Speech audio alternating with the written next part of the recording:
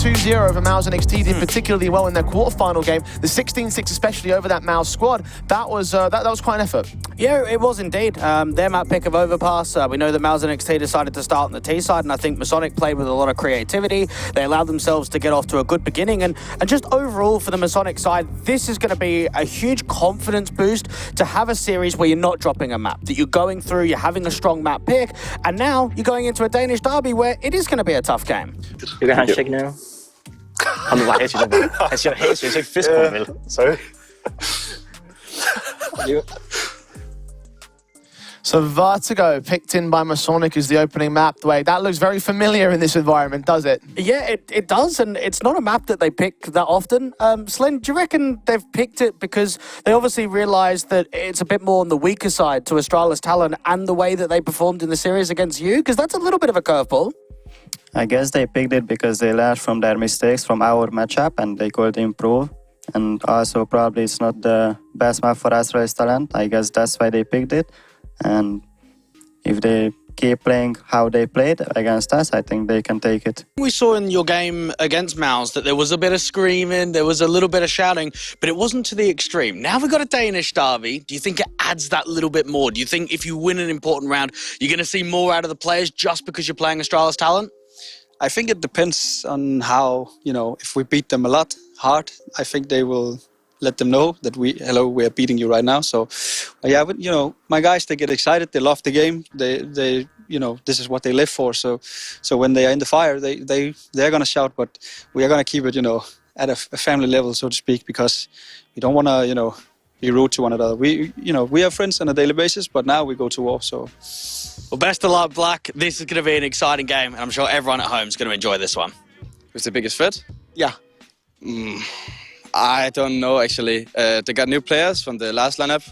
We destroyed them last time, but they look very good. They win against Mouse Next 2-0, confident. Like, we know they're good players, and we just have to play our game and don't underestimate anyone. Bro, this was a guy that we saw in the international scene playing with more of the mixers on European soil, and it's good to see that he's back in a Danish home, because as soon as we saw him standing in for Astralis Talent, I was hoping that he was going to get the pickup. This guy is an incredible individual. Gensi, if we're going to talk about anyone in big detail, I think it's got to be him. For me, he's one of the best LAN AWPers that we have in this competition. He always hits really hard, and he's a guy that can win a game and turn a map in their favour. You've got so many players here from Astralis trying to rotate down from the bottom of ramp, and they're being caught completely. So many kills going the way of that T side. Nicely handled there from Masonic. Just when it looked like Astralis Talent were going to be able to apply that pressure out from the forklift, it is a mow-down coming through from the youngster of Sierra. That's what you call ripping them apart. And now Torso looks to challenge Christo next, get the headshot in and kick things off. Yeah, that trash talk is on. Yeah. This is why derbies are so good to watch, particularly Danish ones. Such a rich scene, so many fantastic talents from top to bottom. And, well, you know that rivalries are going to be heavy for them. They talked about them being family, but as Black mentioned in that pre-match interview, they're going to war today. Keeping it even for the time being. And they do back away from that ramp control on the T side. He's done it again. This is the second time now in the first 5 rounds of the game that he has been able to get himself up towards the side alley. Oh, Bro's got no idea, gets caught off guard. Patty out there towards the sandbags is going to fall as well. That is marvellous. One thing that we always touch on with coaches is that quite a lot of them at this sort of level always are ex-pros and have had playing experience. It's quite rare that both coaches on both organizations used to play for the team. Ronick, once upon a time, was actually part of the very first few players on the first iteration of Astralis Talent, and we know that Black played on Masonic too, so that's kind of cool that we've had both coaches go from playing roles into coaching roles. Mistar's got a smoke. He could put it down to that crane position, put it onto the bomb itself. Now we get to see what the youngster is going to be like in the clutch. Slowly but surely creeping in. Mistar checking his position. Syrah receiving a smoke, going to wait for that bomb to get tapped. Creep around the outside, spot his foot, peeking below the smoke, and he looks so happy about that, and for right good reason. An eco strat on the pistol round for Masonic as well. What a read, though. This is the Astralis boost out in mid. How poetic to use it against Astralis Talent, bro. First man forward, flash is turned away from. Engagement's found as they knock down 1 and 2 and 3. And the bomb's been dropped and all. Backup can arrive. They got one player outside of that boost play. And Astralis have capitulated in the pistol. I want to know, what was round 16's notes there in Black Strap Book? That was an incredible read there from Masonic. Christo's trying to open up the B side, but he's completely alone. Zib's now the last one left. You can't really say much else about that. Masonic knew it was coming. ZipX left alone to fall and make it look so easy as well there for Masonic. They fell apart in an instant on Astralis. Astralis talent are just stuck completely. They've got no other option but just to commit. They've got a single smoke, might have to put it in deep towards the elevators. Put it out to the first cross instead. Try to hug the wall past the crane. Sira can easily pop up and do some damage here. D looks to engage, force one player back, 10 seconds. Unlay involved now with the defensive line. They do get Froster for 1. Christo trying to sneak the bomb plant in, but Bro's gone down. ZipX does get 2 on the lineup, and maybe we're not quite done just yet. Torsen, something else to say about that. Has a smoke and a kit. Will put it down very quickly. Flashbangs to counteract, taps that bomb once. Christo will try to spray back against the man, doing so much damage for it as well. Continuing to try to adjust towards him. Torsen seeing those bullets fly his general direction, but just evading them on the defuse, trying to stick the ninja. Torsen to win the map like this and make it embarrassing of an end against Astralis talent. Stand up to showboat, sir. It's a 16-4. What a performance coming through from Masonic. And I think we've seen it map after map, series after series. Impressive Counter-Strike being displayed from the Danes of Masonic. Unbelievable at that. I honestly didn't see this coming. I thought they were going to win the map. I thought Astralis talent would do far better than what they did over there. But at a certain point, you've got to ask, what can you do? 30 frags for Zira. That's incredible. Yeah, for a guy that's playing his 5th map on LAN, again, all the circumstances in this kind of a game, you look at your more experienced players, you look at your Gen Z, that strong rifle pack of Anlay and Torsen behind him to make sure that the goods are being presented in such a high impactful game. But in all honesty, he was a superstar. He delivered so much in that first half because really, this map was won by the first half. Getting a 12-3 scoreline on the T side with the multi-frags he had, he set themselves up for victory. Sira now moving in from Palace. He might have made noise. Zipex has read him. USP still taps him out the server. And the adjustment's fantastic. Sira is still white hot as he takes the pistol for Masonic. Okay, he has come right into map number 2, feeling it again. Nicely done there from Sarah. And, well, if you've heard the name before, you've probably heard it in some very limited contexts in the Danish scene. He played on Emzind, Link's Legacy, Vendetta, and Presapia was that last team. Not many of the known teams when you throw in your AGFs and your Tricks and maybe your Lingby Vikings. Your more familiar names in the Tier 2 atmosphere. Oh, even a name like Masonic probably is the biggest team he's played for, right? Without a doubt. Yeah. Now Astralis have to play for overtime.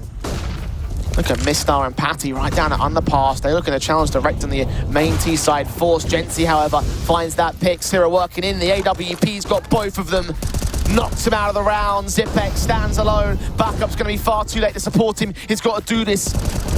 It's a lone defender, second player, will drop towards the man, isolating each of these picks, but finally caught on the reload by Torsen's part. Advantage goes the way of Masonic, and a bomb should get planted. Double ops on the retake, Jay. This is the last kind of weaponry that you want to work in a round like this. Trapped out from Market, the spam comes through from Anlay, and now they know where Bro is. Playtime. Nade to the backside, got to be a magical sequence from this AWP. Smokes into the window to give them less positions to cover from, but the jump face gives them the angle on Gency. That was smart. What else is left? What more can he get? Sneaking forward, Unlay gets caught with a quick scope, one-on-one. Where's Torsen now? Checking around the last pillar. The fuse kit is on Bro, he's got to make a move in though. Torsen making his way around, checking the truck, checking the site, sees the man onto the defuse, taps it, Orpa pulled out, but Torsen stalled for time. It's all over for Astralis as they get knocked out of the MistGames Heroes of Lofoten. It's Masonic in the grand finals. And Masonic, for only the second time in an international event on LAN, they go to a grand final. An impressive showing once again from the undisputed underdogs in this event, Masonic have gone all the way. Unbelievable stuff from them as well. To think they got such a great basis to work from in the first half of these map-ups. Obviously, the 12-3 from Vertigo turning a 16-4 in the end. The 10-5 at the start of this map-up, ultimately getting themselves to a 14-5 before Astralis found a mini comeback and it was closed off by the Masonic boys. What a match from them. And Astralis, they are going to be disappointed about that, I think, because this at least should have been competitive at the absolute very least for them. Yeah, and it was only competitive towards the end of Mirage, way too late into the game. You look at it from Masonic, the first international land that they ever went to was Fire League, where they unfortunately fell and choked at the seams. This has got to feel like such of a better run in form at another international land. 2-0ing the likes of Mouse NXT, 2-0ing the likes of one of our favourites in the tournament of Astralis Talon in a national derby matchup.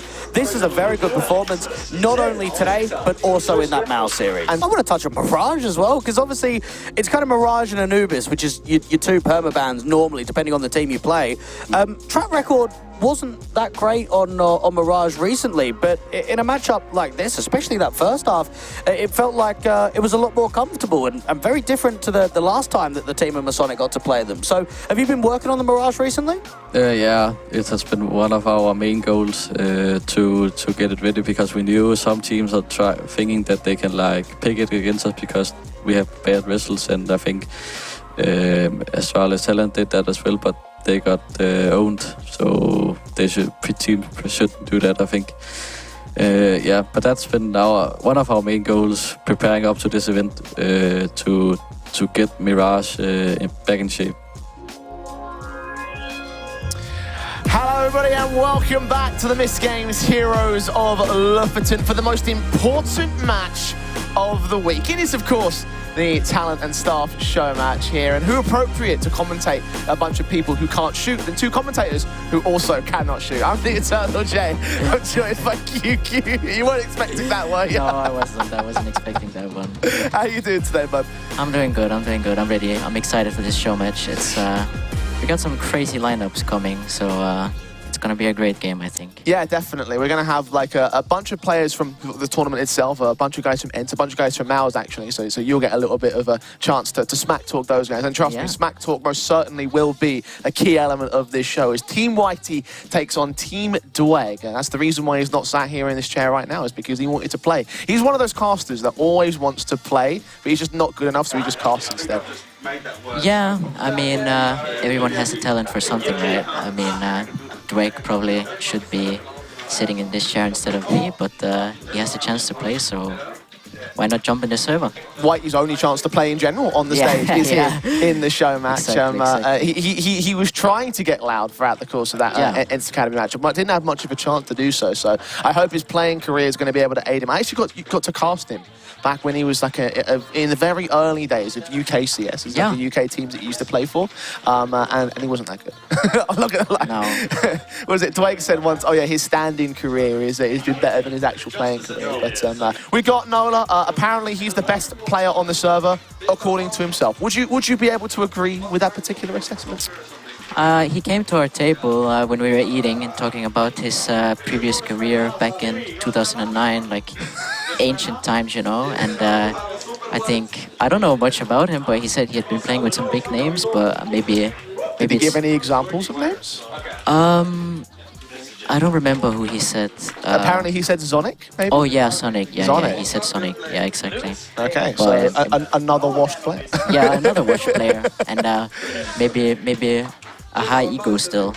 And there he is, the big boy, Australian CS's last hope, the man that I will be the most trash-talking over the course of this one, because at the end of the day, he opted to, it was mostly his idea to captain this particular squad. Yeah. So it is, in my eyes, it's mostly just his ego boost more than anything else. You reckon he would have good IGL skills? No. No. Absolutely not. Absolutely not. The thing is, Dweg is the kind of person that understands a lot about the game. He doesn't apply it to anything he does. We actually had a documentary, a documentary in air quotes, showing the real Dweg at a UK LAN, and it's a little bit emphasized, but it's a lot more truthful than you might think. Yeah, the T side is really important for both teams here, and it's so Whitey's team, they're happy. They're already in it, lads. They are already celebrating. They just won the knife round. Team Whitey getting choice aside, and they will swap over to the T half. Milsey with the bottle flips. Is it even full? Is it even got any water in it? I think it has some in it. Oh, he's not doing it again. First try. The great coach Jimmy. Jesus, Whitey, what is that? Oh my god. Off your PC then. It's not that hard to do, lads. Come on. Yeah, not that hard to do, lads. He Come has to hit it soon. It's not that hard to do, man. Come on. This is embarrassing, Milsey. It's not that hard to do, man. Come on. Come on, Milsey. It's not that hard to do, man. Come on. Yay! Yay! There we go. Let's go. That is true skill. That gives him extra confidence for this round. Here we go. Ready? Action replay. And boom. Yeah! There we go, lads. He's happy. And a B-rush. Very fast in from the T side. Team Whitey leading the charge. Milsey first man to fall. Nexus with a follow-up right there. Dweg's got 2 quick headshots to fire. Nexus there to close it all out. And finally, we officiate Team Dweg taking the pistol rounds. If you can lip read, I apologize. That wasn't even close. Oh, that was a sick sequence.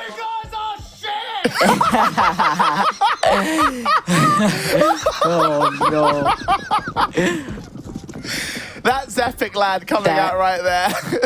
That's a clip and a half. Christian's trying to fake flash. Holland's coming in the back lines. Tommy's not ready for it. Another headshot. Polly's turned it around though, 1-on-1. Flashbang over the wall. AK swing, trying to look for the man. Holland's such low HP. Ooh, yes. Swing. Polly wins it. Holland is owning, actually. He's a headshot demon. Yeah, he's been doing well. Hey, Milsey! When are you going to get double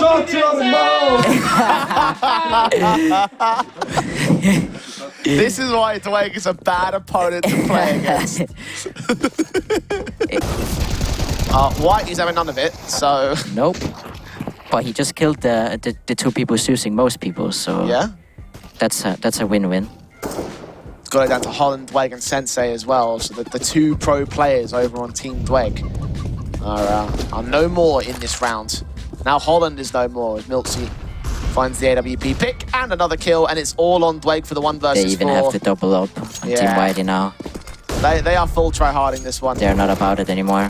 Dweg has caught the first kill though, so that's one way in. Try find these individual fights outside of the B doors. The worst thing they could do right now would probably be giving Dweg this round. For their own mental. Milsey's low. Oh if Dweg wins my god. Oh no. My god. Please don't boost his ego anymore. I can't deal with that, lads. Come on. Come on, Polly. It's not how they wanted the round to turn out. You realise that if Dweg wins this clutch, the roof of this place is going to blow. Oi. Orb shots. Oh, he spotted him. Switch out to the AK for Polly's part. Dweg's going to wait. There's a I don't kit. think Polly didn't spot him, but he shot the orb to switch gun. So Possibly. Dweg actually still has it here, I'm pretty sure. Smoke on. Oh, and he's... On the defuse. Oh, we see him! Oh my... Let's go! You got it! That's exactly what I thought would happen. That's not what they wanted to give Dweg in this round. That is the worst round to lose. Some clean shots though.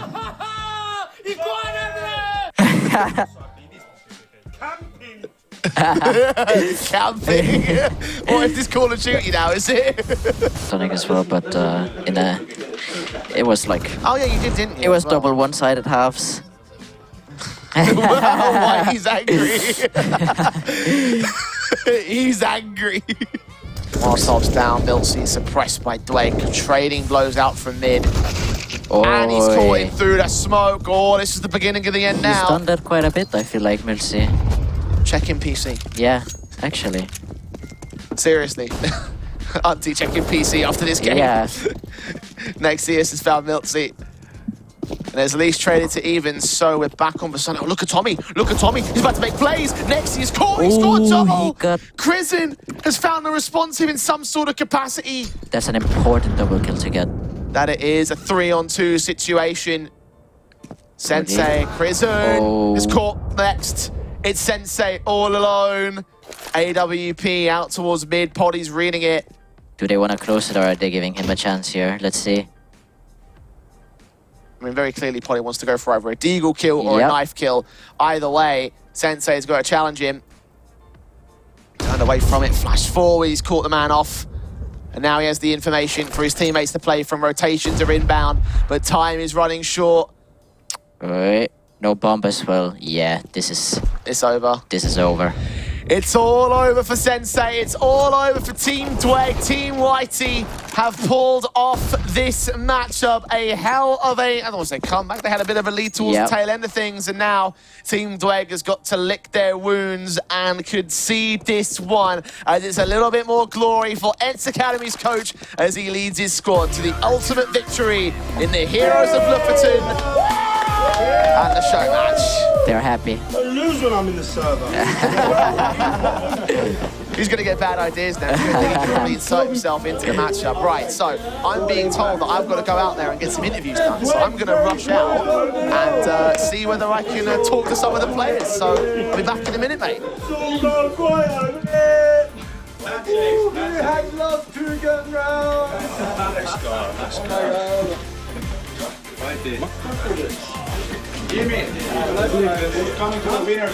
All right, Whitey, well done for the victory. You have taken the Heroes of Lofoten show match. How do you feel after your first LAN win on Ents? Oh, baby, it feels good. It feels good. Like I said, listen, thank you. I had 12 kills, right? 3 clutch rounds, 12 important kills. Every time I've stood in for a team, they've never lost. Endpoint, CEX, now here, MistGames, stand in, and we win. And win, mate. I'm buzzing. I am buzzing. It's funny because we literally were discussing this on the cast, that actually your standing record is extremely good. Yeah, absolutely fantastic. You can extend it right here. There you go. I found out today that next LAN event we have at Ents Academy, if we go down on a map in a semi-finals, quarter-finals or the grand final, I'm going to chuck one of the players off and I'm going to stand in and we'll win the trophy. He's got the game plan down pat, guys. So there you go. It's that now we know what to expect now from Ents coming in the future. But talk about your opponents, obviously, Team Dweg. How worthy of a captain was he? Do you know what? He caught me by surprise. He had a couple of kills on me and I thought, Dweg, that was pretty nice, to be honest with you. But I don't lose to Dweg. You know, all these tweets he puts out about me, my second placements, and I had to return the favour, you know, I had to give him some abuse, so. And that 1v4 actually was the moment where I thought that they were going to turn it around and start to catch you off guard. So was that like a significant moment in this match? I'll let him have it. Although there was a little bit of trolling, I'll let him have it. That was a nice clutch from him. Yeah, awesome. Well, listen, congratulations. Well done on the win. You can go ahead and enjoy it tonight. And now I'm going to talk to the other guy. And I have to say, it gives me great pleasure to say this, but loser. I appreciate that. So what went wrong for you guys there? No one knew any nades on Anubis. Maybe because no one plays Anubis. Picked it, mate. Yeah, it's true, actually. No, I think Whitey said that they picked it. So yeah, no, it was good fun, really. Yeah. Indeed it was. I mean, look, you guys had a bit of a moment because you had that 1v4 clutch that started to... that completely. Yeah, they certainly did. We was there just like, don't give him the 1v1s, guys. Don't give him the... That's something for you to note down. Don't give him the 1v1s because Dweg would punish that. You know, one thing I did notice as well, like, Poddy was farming and they were losing. I pretty much saw that all this event, so... Yeah. He's always got something. He's not giving you any mercy. But listen, it was a 16-14. You think you're going to come back and bounce back stronger next time? Yeah, I think that was just a warm-up, really. So, yeah, I'm ready for the next challenge. Best of 3? Best of 5. Awesome. Best of 7. Best of 7. There we go. Awesome. Well, commiserations to you, Dweg. Thanks for playing. Appreciate it. I'll see you back on the desk tomorrow in your rightful place. And we'll end the show, I think, at this particular point. This has been an absolutely fun experience from all of us here. Oh, yeah, and we have the trophy as well.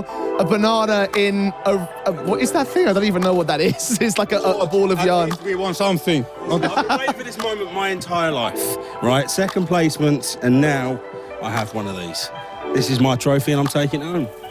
There it is. Also, I think we can't end on a better note than that. Thank you all so much for watching the Heroes of Lofoten show match. Make sure you're tuning in tomorrow at 1 p.m. CEST, where we will be set for the grand finals between 0-0 Prospects and Masonic. Take care and good night. Only a few more minutes until we start the pre-game, as now we enter the final floor. Over here, we have the door where the players are warming up to get ready for the grand final.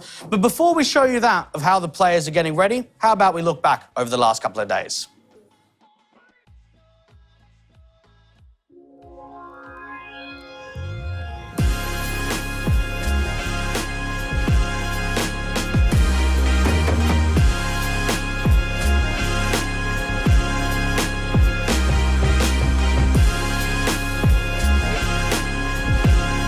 It's all excitement here in Lofoten. You've seen the stage that will be set. You've seen all the action over the last week and all the fun things we've done. It will come to a close today as Masonic take on 0-0 Prospects in the grand finals of the MistGames Heroes of Lofoten. I'm the Eternal Jay. I'm joined here by my good guest Christian, and in just a moment's time, Dwayne will complete his little tour and join us here on the casting area, the casting throne room. And indeed, he is walking through right now. So here he is, suited and booted and looking pretty clean, my man. This one is going to be a hell of a day. The unstoppable force versus the immovable object. And you've got to consider the idea that not many people thought this was going to be the grand final. And I think it adds that little bit of extra spice because it is a little bit unpredictable. We are going into a grand final of really unmatched territory. I think out of any team in this event, they've probably been the loudest when it comes to clutches, when it comes to rounds being won. As a team yourself that got to play Masonic, was that getting in the heads of maybe you or any of the players when Torsen gets up there and he's showboating a little bit and he is trying to destroy the mental? I think probably actually in the first map we got a little out of place with our game because of him. And I think going into the next one, I don't think it affected us that much, but I do believe strongly like in the beginning of a game that can definitely be something that throws you off. Yeah. Okay, gentlemen, I've been getting some news in from our production staff is that as of right now, they are missing hype. You can see there is one chair that's not been filled. And given the circumstances of the grand finals, from my understanding, they're looking to get someone else in to play from remote in order to fill his spot. That's what apparently Masonic have agreed to, and the admins have also okayed it in that sense. That might be a huge loss to the Prospects in this grand final. Yeah, it could be. I think we'd have to wait to the further confirmation to have that final notification before we can make any further assessments on what that changes. Well, I'm being told it's from someone from the main team that will be joining the Prospects today. So 0-0 Nation individuals. I'm not sure exactly who. Really? We're waiting for official confirmation on exactly who that's going to be. But that is the circumstance we have at the moment. I think that changes the complexion entirely on this grand final. Well, they'll have to come in English, right? I mean, the main team's Brazilian, so that changes a massive amount going into this land if this is the case. Yeah, that's crazy. I mean, also that you lose your IGL in like a grand final is pretty wild. I think that's going to be really tough on them. It has, and a lot of the guys have to take a lot of responsibility now if they want to take the win now. Most certainly, I'd say this is going to be a tough little draw for 0-0 Prospects. And quite honestly, I'm looking at the look on their faces, and I'm saying that this does feel like this team might have a few concerns about them. Dwayne, I mean, I'm no psychologist. I don't know much about body language, but I do know a down bad squad when I see one, and this is. This does look like one in my eyes. Yeah, I mean, this is probably one of the biggest curveballs we've had in the entire event so far. This surpasses anything that we've had so far. I mean, you can see Franson up on screen. Across the board here from 0-0 Prospects, if this is the case, then this changes the dynamic completely into a grand final. And I think if you're Masonic, you've got to not let this get into your head. Yes, there might be a different player coming through. It doesn't change what Masonic are bringing to the table. They've got to stay focused. They've got to stay with the prize on their eyes of making sure they come through in the final. On the counter, though, it's that whole thing of discussing, obviously we don't know who the player's going to be right now, but that whole discussion of like, listen, we've got a tier 1 member of the I guess tier 1.5 in the case of 0-0 Nation with the region that they're sort of in, coming into this matchup and sort of providing that extra little bit of firepower for the Prospects camp. Like there is like a flip side to it, even if it does fit. You don't think so? Well, Christian, you could probably back me on this one. If you're a Swedish team and you've got a Brazilian standing in, there is no upside whatsoever. No, I have to agree with that one. I think it's going to change too much. I mean, yeah, I can't see how this is going to work out, especially because Hive has such an important role with being the AWP and IGL at the same time. So having to replace 2 roles at one time and then having to speak a whole different language is like, it's going to be too tough. And I think we've spoken about it so many times on broadcast, right? If you ever want to stand in, you hope it's a rifler. You hope it's not an anchor. You hope it's not an IGL. You hope that it's not an AWPer. When you've got your IGL and AWP being replaced, I mean, who's going to AWP? I know Spook can do a little bit of secondary AWPing if they don't bring an AWP into play. Does he maybe bring that over? Do you maybe focus on rifling? I mean, Christian, if Slend wasn't able to play in a game and you couldn't bring an AWPer forward from your perspective, what would you do role-wise in the team? Do vetoes next. I mean, I think we would just stick with like 5 rifles, and then you just have to move on from there, try to play reactive CS, group CS, and then hope for the best. I mean, there's not much else you can do in this at that point. Okay, so we just got final confirmation of what's going on here. They've managed to suss out LNZ to stand in for the prospects in the grand finals. Okay. Christian, what do we make of that? I mean, it's definitely better than having a Brazilian guy. And I think LNZ also calling on Young Ninjas, right? Yeah, he is, so, yeah. So I think that's probably important for them, even though it's not the same team or same playstyle, most likely. But I think having a guy that takes responsibility usually on this team is like a good match. I'm telling you, when it comes to role swaps, it does seem a little bit one-to-one. But also, you've got to think about the playbook, right? He's not familiar with the strategies that would be run by a team like a 0-0 Prospects, Dwayne. So is it quite as easy as just saying him slotting into that role makes it better for 0-0 Prospects? It makes it better. I think you probably have to be more default heavy, won't you? You're not going to have your gimmicks. You're not going to have your set strats. You might have a little bit off the fly. I mean, you've got to remember, these guys are really good friends. They probably pug together quite a lot. They're playing in the 5 stacks. One thing to also remember is that LNZ and Rolf have played together previously in Young Ninjas. There might be a little bit of a connection there. But across the board, you've got an IGL that can fill in the gaps really nicely.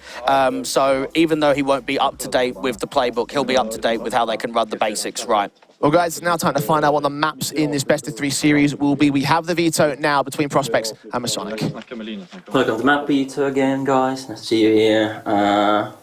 Prospects, you are higher seed there, so you decided you'd see A or B. Whoever is starting, They start ban? Yeah. Okay, so you are team B then. Mm-hmm. What's your first ban? Anubis. Anubis, ban. Banning Nuke. Banning Nuke. Your map pick? Inferno. Inferno. Starting side? CT. CT. And your map pick? We pick Ancient. Ancient. Starting side? T-side. T-side. Your ban? We ban... What's this? Mirage overpass vertical. Oh, Mirage, sorry. You ban Mirage? Yeah. So we have overpass vertical left. Overpass is gonna be the third map. So you ban vertical? Yes. Yes. Thank you, guys.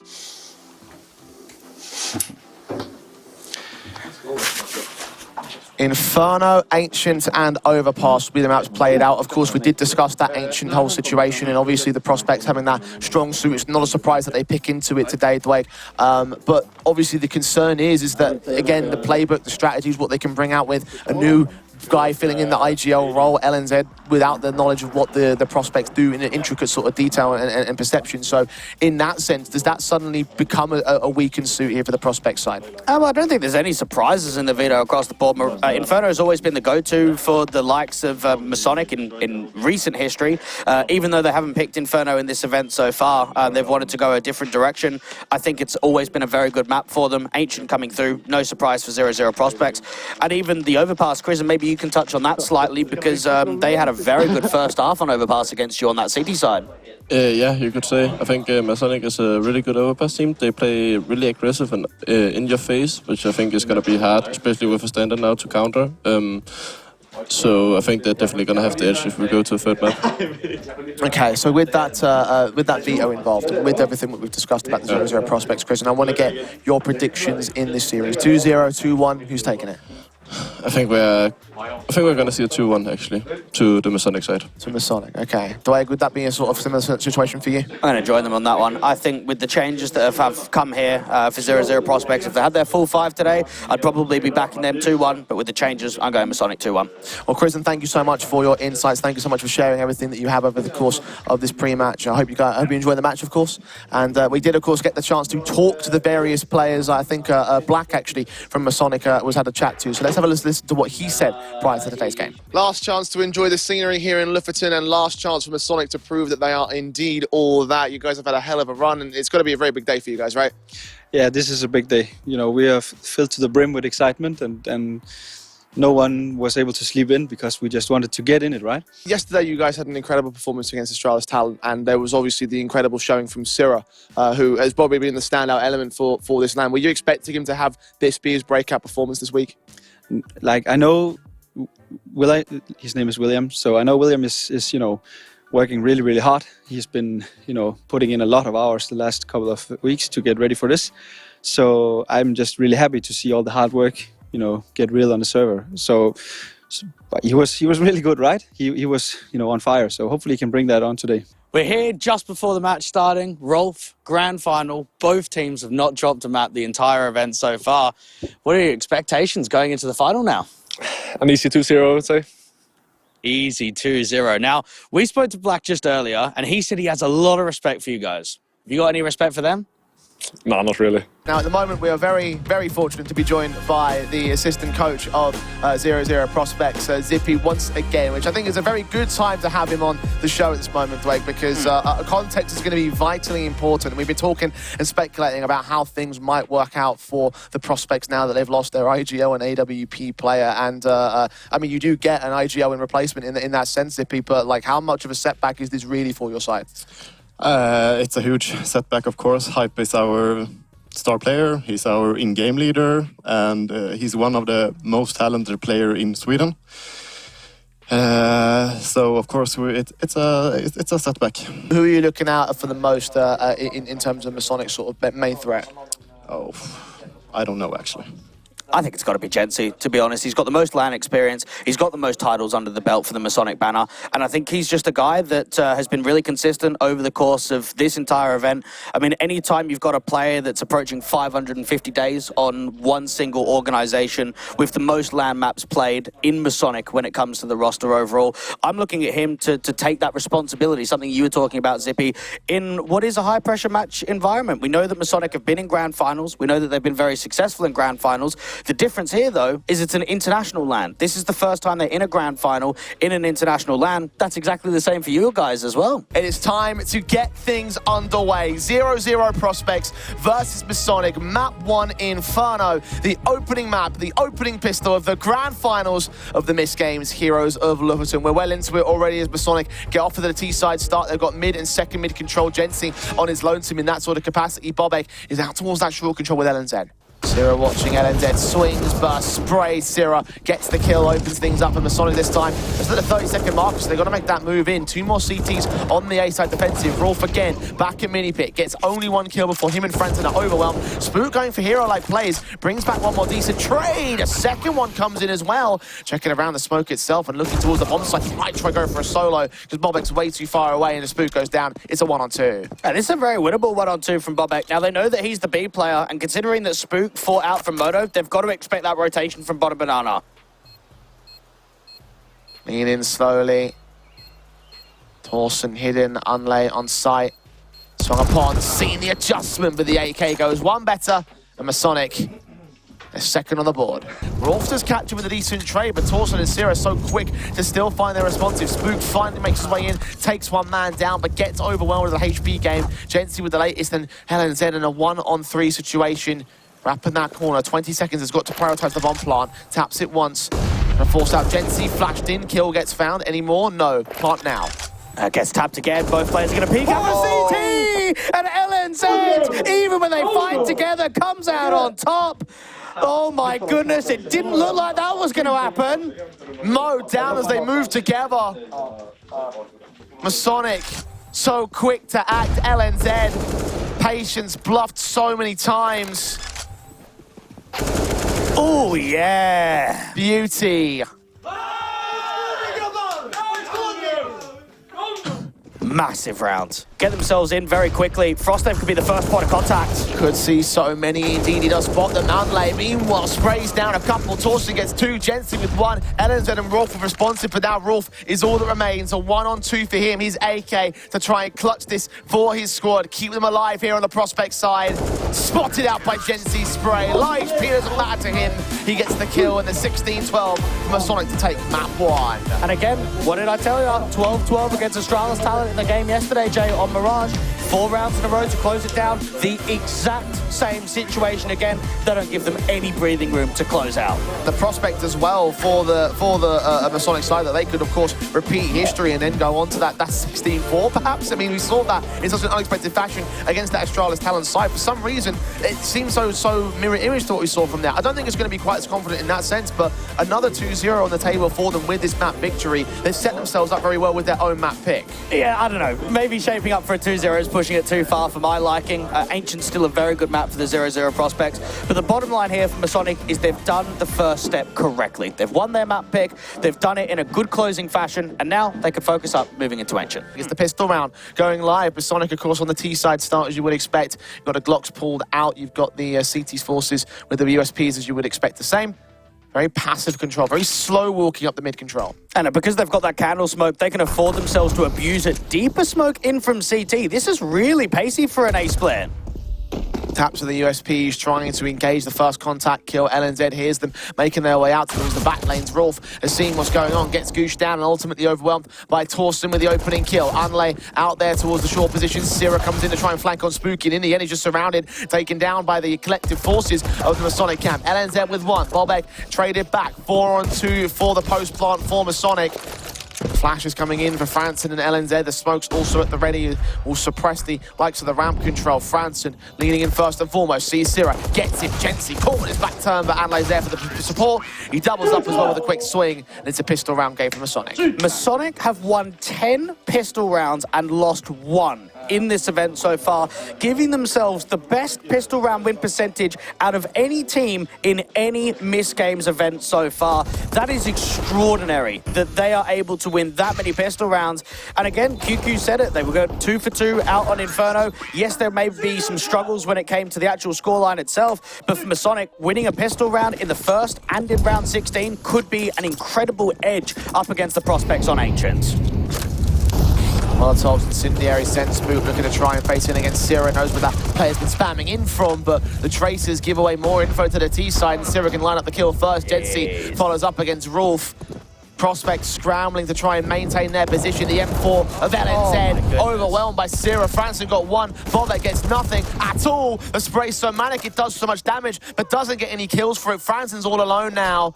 A 1-on-4. I don't know how much info he has to the damage being done to the T-side line, but either way, he's set to save. And QQ spoke about it. They're an explosive team. They can catch you flat-footed, and that was one hell of an explosive round. Now, Sierra gets that opening kill, just spamming out there towards lane, and notice how quickly they want more. They have the AWP pinned up towards that long control, and as soon as Jensi gets that shot, bang, it is straight up. Send it towards B, put that emphasis down.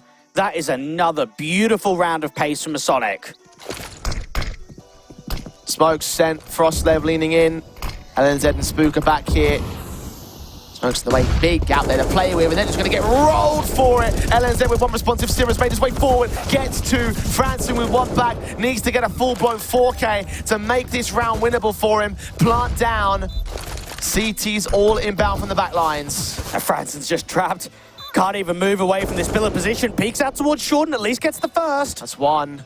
Any more? No. Jensi instantly in with a shutdown frag. An AWP pick to find themselves on map, match, and tournament point here in the MistGames Heroes of Lofoten. Masonic 1 away from lifting the trophy. And they've done it with a rookie as well, a youngster with limited LAN experience of the likes of Sierra. I mean, even Jensi, 4 maps, positive 28 KD difference, and a 1.35 rating coming into the match today.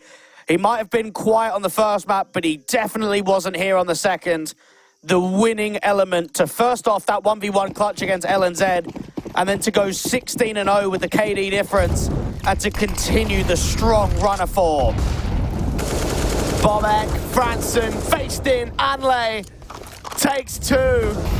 Jensi follows suit on Rolf and Anle, wrecks Spook, and just like that, in the blink of an eye, it all looks to come to a close for 0-0 Prospects as Masonic take it 16-6 and a 2-0 series to become your champions of the MistGames Heroes of Lofoten. Very impressed. That was an excellent run of form over the last few days for the Masonic side. 2 games while they've been here in Norway without dropping a series, and 3 games back-to-back here on land without even dropping a single map for a team that came so far out of the conversation of running it up and putting rounds on the board, putting victories on the board. They come here as the underdogs and come here with a trophy to finish. They come here as underdogs, they leave as champions, I think is the right phrase to make it down there. What a showing from these boys. I have to say that, yes, it was marred by a few issues over on that Prospect side. Obviously, Hype being out of the server, not being able to compete today, but ultimately, you take a look at that first map and you still thought that, well, there was a decent crack at it instead of that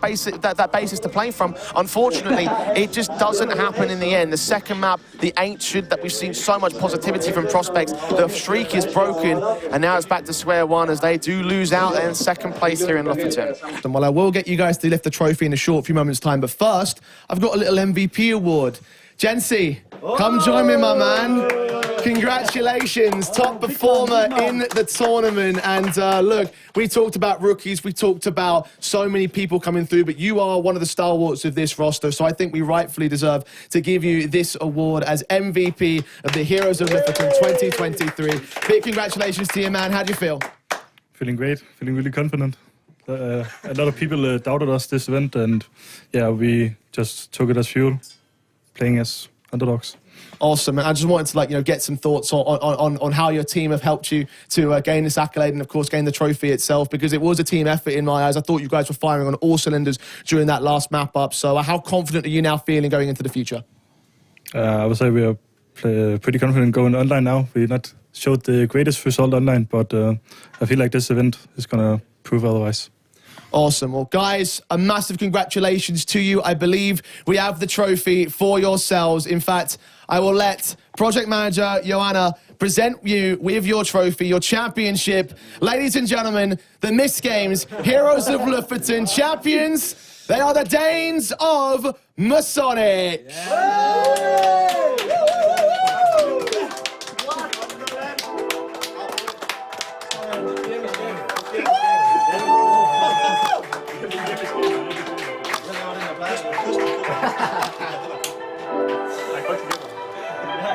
I